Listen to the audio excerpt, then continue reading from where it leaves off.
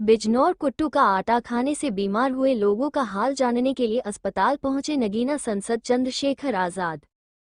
कल रात चांदपुर में कुट्टू के आटा खाने से बच्चे, महिलाएं और बुजुर्ग हुए थे बीमार। चांदपुर के सरकारी अस्पताल सहित निजी अस्पतालों में भी कराया गया था बीमारों को भर्ती। रात्रि में बीमारों से अस्पताल भरता देख मौके पर पहुंचे थे डीएम और एसपी। आजाद समाज पार्टी के राष्ट्रीय अध्यक्ष एवं नगीना सांसद चंद्रशेखर आजाद ने जिला अस्पताल में भर्ती मरीजों के इलाज की ली जानकारी। मीडिया से हुई बातचीत में नेहटौर की नाबालिग बच्ची से रेप मामले में मेडिकल न होने से नाराज दिखे चंद्रशेखर। सांसद चंद्रशेखर ने बताया, 0-4 दिन से पीड़ित काट रहे हैं, अस्पताल के चक्कर नहीं हुआ अब तक नाबालिग बच्ची का मेडिकल। समाचार बेधड़क के लिए बिजनौर से मोहम्मद इकरार की खास रिपोर्ट। जिन चांदपुर इलाके में व्रत तो रखा था सभी ने, उसमें मतलब जहरीला कहते हैं या मिक्स आटा खाने से कुट्टू का कई लोग बीमार पड़े। आपका क्या कहना है? देखिए, ये बड़ा दुखद मामला है। मुझे सूचना मिली तो मैं खुद आया अस्पताल में देखने के लिए। बहुत सारे लोग परेशान हैं और उनकी संख्या 200 से ज़्यादा होगी पूरे अस्पताल में। वही है, हम भी जानते हैं कि अस्पताल में उस तरह की जो है बेड की व्यवस्था नहीं है। बहुत बड़े पैमाने पे एक बेड पे 2-2, 3-3 लोग करके कोशिश कर रहे हैं डॉक्टर कि उनको अच्छा ट्रीटमेंट मिल जाए। लेकिन मैं सिर्फ इस बारे में नहीं सोच रहा। अभी मेरा ध्यान इस तरफ है कि उनको बेटर ट्रीटमेंट मिले और वो स्वस्थ हो जाए। लेकिन मेरा ध्यान इस तरफ भी है कि इतनी बड़ी घटना जो घटी है, ये किसकी लापरवाही की वजह से घटी। इतने बड़े पैमाने पर नवरात्रों का त्यौहार है, बहुत बड़े पैमाने पर लोग कुट्टू के आटे का इस्तेमाल कर सकते हैं। एक बहुत बड़ी घटना हो सकती थी। हमने कई सारी घटनाएं देखी हैं, कई लोगों की जान गई है। तो ये लापरवाही किसकी वजह से हो रही है? वो जगह जहाँ से आटा लिया गया उसका जो है उसका भी सैंपल लिया जाए कि ऐसी क्या है। जैसा मैंने डॉक्टर से बात किया, उनको लगता है, आइडिया है, कन्फर्मेशन नहीं है कि हो सकता है वो जो दवाई रखते हैं उसको बचाने के लिए, सेफ रखने के लिए, वो शायद वो उसके साथ पिस गई है।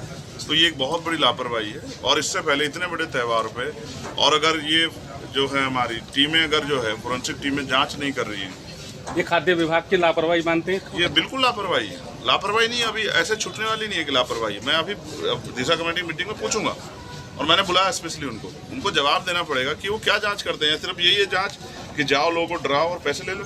अच्छा सांसद जी, इससे पहले भी कई बार मतलब ये नवरात्र के टाइम पे होता है, इसके बावजूद भी जिला प्रशासन द्वारा इसको लेकर कोई ध्यान नहीं दिया जाता। ये घोर लापरवाही है। पहले मैं नहीं था, लेकिन अब मैं हूँ। अगर किसी को भी परेशानी होगी तो अंतिम व्यक्ति की जिम्मेदारी हमारे साथ है।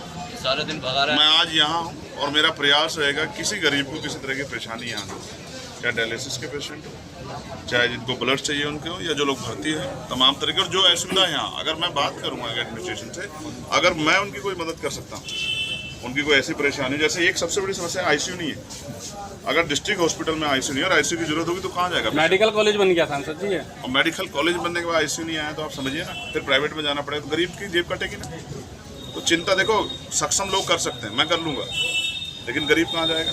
तो उसको भी तो अच्छा, अगर बीमार होने पर, सांसद जी आपने बीमार होने पर उसको भी तो अच्छे इलाज का अधिकार है नहीं, उसके जीवन रक्षा जरूरी है नहीं। तो ये इंपॉर्टेंट इशू। मुख्यमंत्री जी बहुत कहते हैं। अब जानना ये है कि मुख्यमंत्री जी वहाँ सिर्फ मीडिया को कहते हैं कि ज़मीन पर भी कुछ उसका असर हो रहा है। और एक बहुत बड़ी घटना है, 4 दिन से एक बच्ची जिसके साथ जो नाबालिग है 14 साल की, इसने रेप की एफआईआर दर्ज कराई है और हुई है एफआईआर, लेकिन 4 दिन से उसका मेडिकल नहीं हुआ है। मैंने एसएचओ से भी बात की है, मैंने डॉक्टर से बात की, इनको पता ही नहीं इतने बड़े विषय का। कौन से थाने का मामला था? ये नेटौर थाने का मामला है। मेरे हाथ में एफआईआर है। मैं बड़ा चिंतित हूँ कि 72 घंटे के बाद तो सिम्टम्स भी जो है कमजोर पड़ जाते हैं। अच्छा योगी, तो ऐसा लगता है जैसे जानबूझ के एविडेंस को खत्म करने का। योगी जी कहते हैं कि बेटियों के प्रति कोई भी लापरवाही बरती नहीं जाएगी, जो छेड़छाड़ के आरोपी है या बलात्कारी है उनको गोली मार देंगे अगली चौराहे पे। इस पे क्या कहना है? मैं गोली की बात से सहमत नहीं हूँ, लेकिन मैं ये कहता हूँ, मुख्यमंत्री कुछ भी कहते रहे, मुख्यमंत्री के साथ हमारी कुछ नैतिक जिम्मेदारी बैठती है। अगर लोकल एडमिनिस्ट्रेशन नहीं कर रहा तो कुछ हमें भी करना चाहिए। ऐसा नहीं कि मुख्यमंत्री के भरोसे छोड़ दें।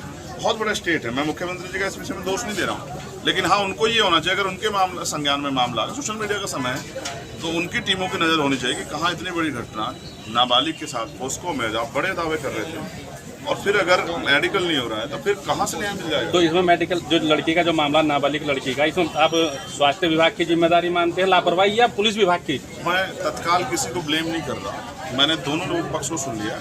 मैं शाम तक इसकी जो इंक्वायरी कराऊंगा और उसमें जो भी दोषी होगा उसके लिए मैं खुद रिकमेंड करूंगा। मैं सिर्फ मेंबर ऑफ पार्लियामेंट नहीं हूँ, मैं मेंबर ऑफ पार्लियामेंट के साथ साथ एससी वेलफेयर कमेटी का मेंबर भी, और उसके साथ साथ में होम अफेयर्स का भी कमेटी और स्टैंडिंग कमेटी पार्लियामेंट की। तो मैं मेरी जांच का दायरा ठीक है, मैं करा सकता हूँ। तो मैं लापरवाही को छोड़ने वाला नहीं। मैं गरीबों के लिए, कमजोरों के लिए, किसान मजदूर, तमाम तरह से जो जिनको जरूरत है उनके लिए हम लोग खड़े हैं, और इसलिए उन्होंने हमें चुना। ऐसा नहीं कि हम दफ्तर में आराम से बैठे वो लोग यहाँ तड़प अस्पताल में, ये नहीं होगा।